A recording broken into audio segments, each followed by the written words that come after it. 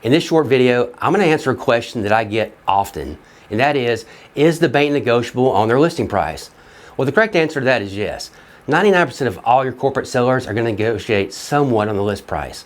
Now, the level of how much they negotiate, who knows? That's the million-dollar question. The only way to actually get to a seller's bottom line, especially when it's a foreclosure, is to put your offer in and counter back and forth a couple of times.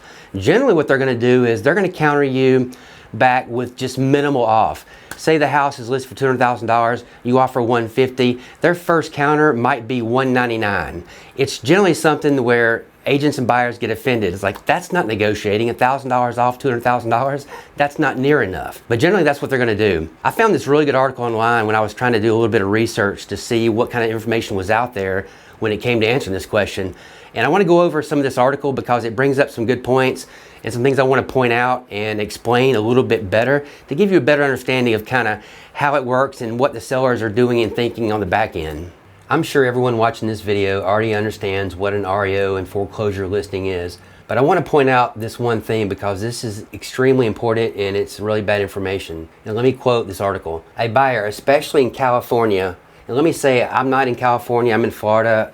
Maybe this is true in California. I can't imagine it is, but maybe it is, but it's definitely not in Florida. A buyer, especially in California, must work with a real estate agent who is certified in distressed sales, okay? Certified in distressed sales in order to navigate the special circumstances involved in these processes.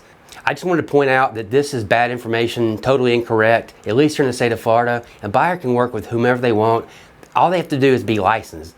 They don't have to have any type of certification, especially a distressed property certification. They are not going to teach an agent how to successfully get offers accepted for buyers when it comes to, offering on foreclosures.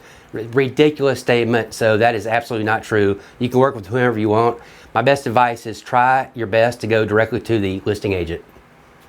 The listing price is set according to the directives of the bank or investment organization that owns the property. Okay, this is a true statement. That's exactly how they're priced. The seller is always going to have total control over what the final list price is. And if you watch my other videos, you already know that these values are derived from both BPOs, which are broker price opinions, and actual appraisals. They take all the valuations they obtain, they look over them. Generally, they're going to take the highest value evaluation and go from there. That's why a lot of properties do get listed on the high side, is because they had a backup BPO done by an agent and the listing was way high. I have that exact same problem right now in one of my waterfront foreclosures. It's listed high because they got a really crappy evaluation from another agent. When a property is listed as cash only, it means that it doesn't qualify for a loan for one or several reasons. Without a doubt, the number one reason why a property is listed for cash only is going to be due to condition. Rarely will it be a seller only wanting cash offers, especially from a corporate standpoint. That's very rare. But cash only normally is going to mean the property has issues getting financing. Properties must pass an inspection done by an appraiser hired by a mortgage lender. And if problems are evident and the home fails inspection, no lender will use the property as collateral for a loan. That's really not a good statement because it's really not the way it works. An appraiser doesn't actually do an inspection on the property. Now, they're going to be looking for things, but they're going to be looking for things that their visible eye can detect.